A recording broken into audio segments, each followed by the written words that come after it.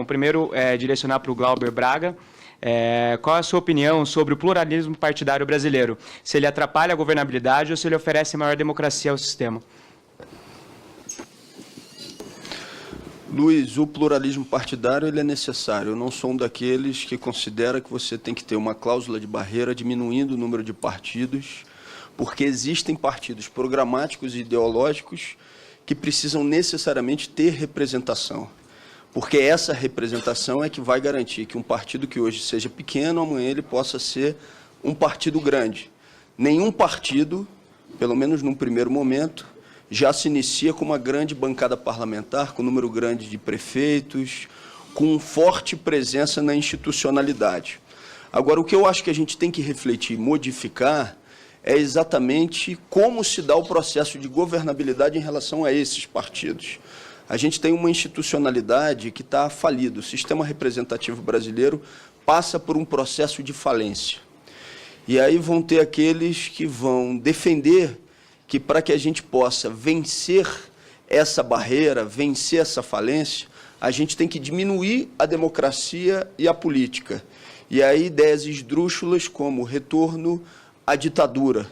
Na nossa avaliação, as mazelas da política, inclusive da institucional, elas se resolvem com mais política, com ampliação do processo de participação popular e de acompanhamento da atividade institucional.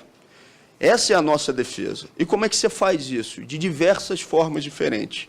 Entre outras, ampliando os mecanismos de participação direta, como plebiscitos e referendos. Vou dar um exemplo do atual momento brasileiro. Se fizesse um referendo ou um plebiscito para que a maioria do povo brasileiro dissesse se quer reforma da Previdência, trabalhista, congelamento dos investimentos em saúde e educação por um período de 20 anos, rodadas de privatizações, a maioria do povo brasileiro diria não.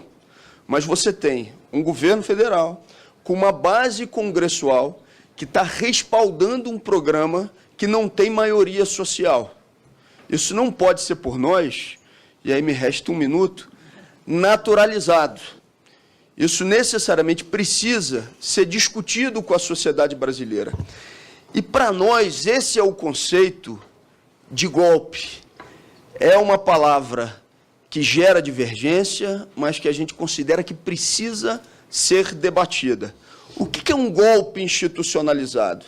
É uma maioria parlamentar, em conjunto com a Presidência da República, que coloca em prática um programa, um projeto que não tem o respaldo da sociedade brasileira. Muita gente disse que quem votou na Dilma votou no Temer no segundo turno. É verdade, mas ninguém votou nesse programa que está sendo colocado em prática por esse modelo institucional. Nem quem votou na Dilma, nem quem votou na Marina, nem quem votou na Luciana Genro e nem quem votou no Aécio.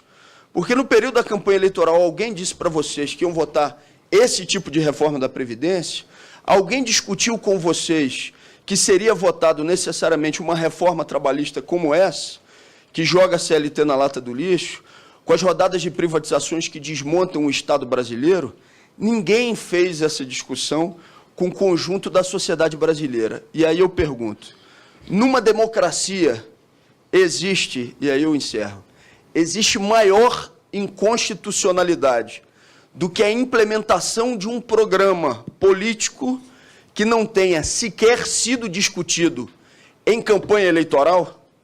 Na nossa avaliação, não existe. Discutir a institucionalidade brasileira e o momento em que a gente está vivenciando de ampliação do estado de exceção e da aplicação de um programa que não tem o respaldo popular é fundamental. E a gente só combate isso ampliando os instrumentos de participação direta da sociedade brasileira. Obrigado. Obrigada, deputado Glauber Braga.